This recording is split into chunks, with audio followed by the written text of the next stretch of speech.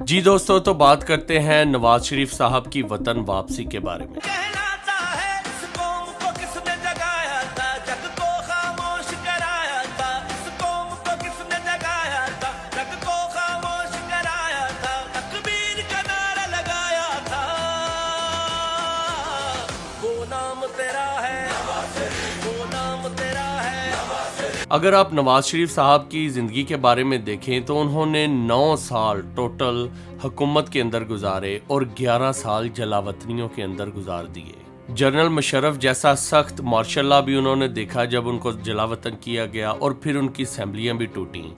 मगर नवाज शरीफ साहब एक मंजे हुए सियासतदान हैं। वो वक्त का इंतज़ार करते हैं और अपने सियासी पत्ते जो हैं वो वक्त पर ही निकालते हैं। नवाज शरीफ साहब की अहलिया का भी इंतकाल हो गया, मगर नवाज शरीफ साहब जलावतन थे और नवाज शरीफ साहब की फैमिलीज के कई लोग इस दुनिया से चले गए, मगर वो जलावतन ही रहे। मगर अब देखिए कि नवाज शरीफ साहब ने इस जलावतनी के बाद जो लंदन के अंदर उनके प्लेटलेट्स के कम होने की वजह से वो लंदन में चले गए थे, वहां से उन्होंने वापस आकर एक आलीशान जलसा किया।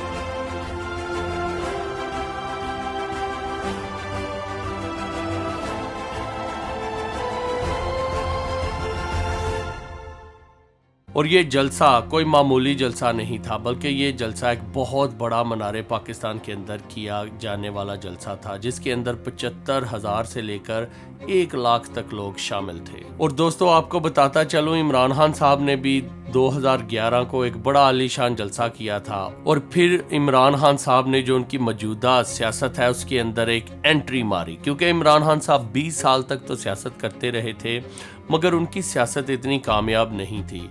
मगर जैसे ही कहा जाता है कि उनके साथ एस्टेब्लिशमेंट मिली, तो इमरान खान साहब का 2011 वाला जलसा बड़ा कामयाब हुआ। और इसी तरह अगर आप देखें तो आज इमरान खान साहब जेल काट रहे हैं और नवाज शरीफ साहब बड़े बड़े जलसे कर रहे हैं। इसी तरह की सिचुएशन इमरान खान साहब के साथ थी। जब इमरान खान साहब का अरूज था तो इमरान खान साहब हर जगह पे बड़े बड़े जलसे करते थे, हर तरफ इमरान खान साहब की तशहीर की जाती थी और नवाज शरीफ, पीपल्स पार्टी, अल्ताफ हुसैन और तमाम तर लोगों के ऊपर पाबंदियां थीं।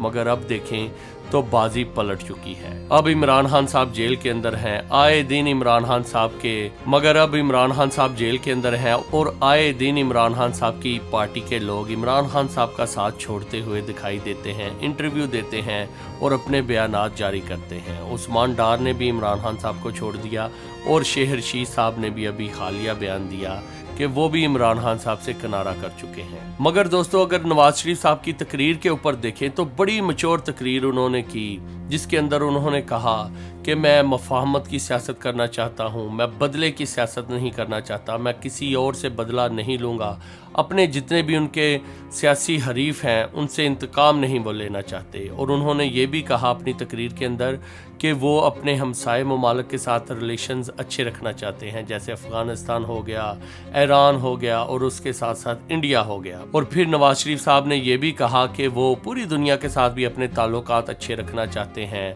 और इकॉनमी को आगे बढ़ाना चाहते हैं, इकॉनमी को तरक्की की तरफ लेकर जाना चाहते हैं और तमाम तर मुल्क के अंदर बेरोज़गारी, गुर्बत का खात्मा करना चाहते हैं। और इसी तरह की तकरीरें अगर आप इमरान खान साहब की देखें तो इमरान खान साहब जब तकरीरें करते थे, एक तो उसके अंदर मजहबी टच बहुत ज़्यादा होता था और उसके बाद इमरान खान साहब की तकरीरों के अंदर हमें इंतकाम नज़र आता था, गालियाँ नज़र आती थीं। जैसे इमरान खान साहब कहते थे, ओए नवाज शरीफ तेरा AC बंद करवा दूंगा, ओए नवाज शरीफ तुझे ये कर दूंगा, नवाज शरीफ डाकू चोर, बिलावल भुट्टो डाकू चोर, जरदारी डाकू चोर, मौलाना फजलुर रहमान डाकू चोर। और इस तरह की नफरत और इंतकाम इमरान खान साहब की तकरीरों से झलकती थी। मगर अगर आप इमरान खान साहब की तकरीरों का और नवाज शरीफ साहब की तकरीरों का मुआवजा करें तो नवाज शरीफ साहब की तकरीर बड़ी नपी तुली और पूरी तरह मचोर तकरीर थी। उसके अंदर उन्होंने एक अल्फाज ऐसा कर दिया था जो कि औरतों की तरफ उन्होंने कैमरा करवाया।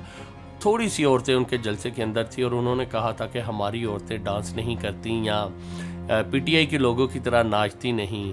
तो अगर आप देखें तो नवाज शरीफ साहब की पार्टी की जो औरतें हैं, बेशुमार वीडियोस इंटरनेट के ऊपर हैं कि उनके जलसे के अंदर भी औरतें नाचती रही हैं। मगर ये नवाज शरीफ साहब ने जो एक बयान दिया था ये मुझे अच्छा नहीं लगा, या लोगों को जो कि औरतों के हकूक़ के बारे में बात करते हैं उन्हें अच्छा नहीं लगा। खैर, नवाज शरीफ साहब को ऐसी बात नहीं करनी चाहिए थी कि पीटीआई की औरतें डांस करती हैं, नाचती हैं और नून लीग की औरतें नहीं नाचती।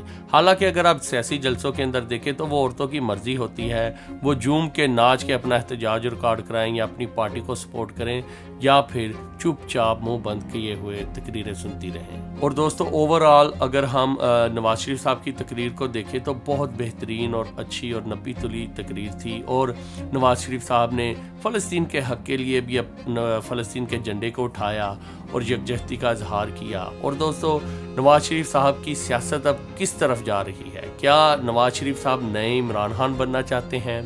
क्योंकि अगर आप देखें तो जिस तरह के सिंगर और जिस तरह का म्यूज़िक नेशनल सॉन्ग्स के अंदर मिलता है और इमरान खान साहब के लिए भी ये गाने बनाए जाते थे, उसी तरह के सेटअप के अंदर अब नवाज शरीफ साहब के लिए भी एक बेहतरीन और नया गाना बना दिया गया है। और दोस्तों, अगर हम देखें तो नवाज शरीफ साहब ने एस्टेब्लिशमेंट के ऊपर कोई तनकीद नहीं की, ना ही बाजवा साहब को छेड़ा, ना ही चीफ ऑफ आर्मी स्टाफ के बारे में कोई बात की और ना ही अदलिया के बारे में कोई बात की।